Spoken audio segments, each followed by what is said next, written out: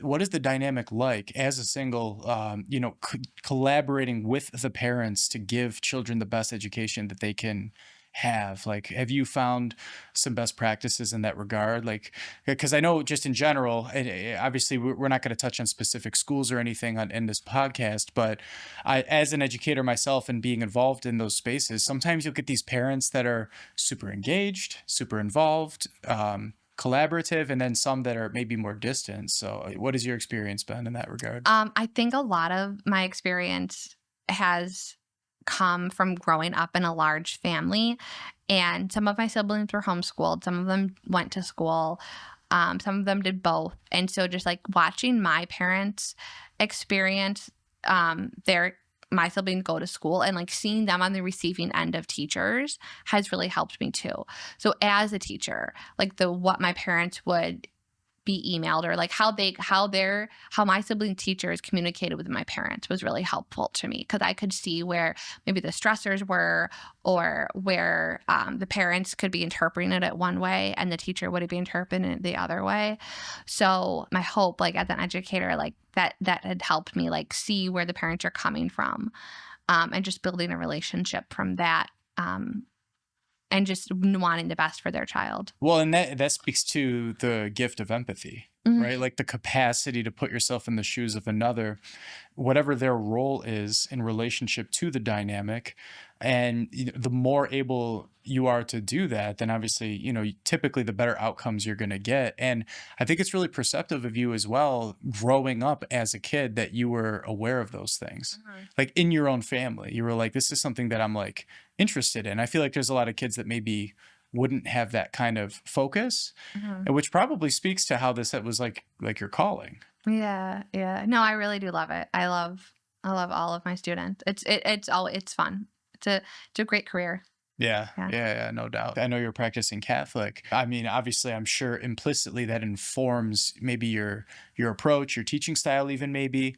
But like, does it explicitly as well, or like, what? How would you say that your faith informs the way that you teach? So I'm lucky enough. I teach at a Catholic school, and it's really important to me that I teach at a Catholic school so that I can practice my faith, um, openly, right, and share that with kids. And so I I've been more bold this year in just sharing my faith with them. And for example, like during our morning meeting, we would share one thought and then have a prayer request at the end, and then I'll pray a Hail Mary. And just being able to share in that and pray together is something that I really enjoyed, and something like as a witness of faith to the kids. And on like St. Joseph's feast day, we did like a St. Joseph's table. And so I was able to incorporate the families, were able to send in any meals that they wanted to like create our table. And it's just, I had, like I mentioned, like I've taught in public schools, and those have been great experiences as well.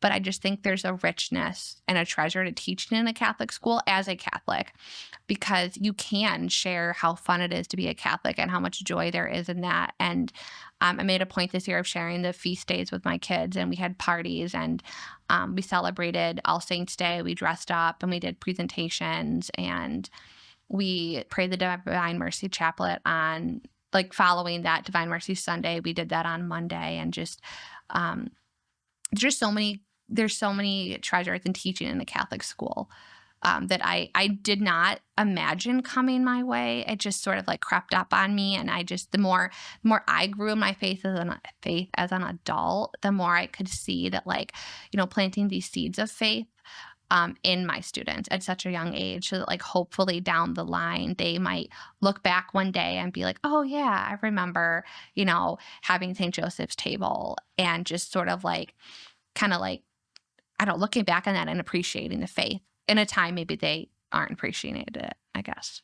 Yeah, yeah, yeah, absolutely. Well, as many of the viewers and listeners already know, I've been the minister general of a young adult ministry for going on a decade now, and aging out soon.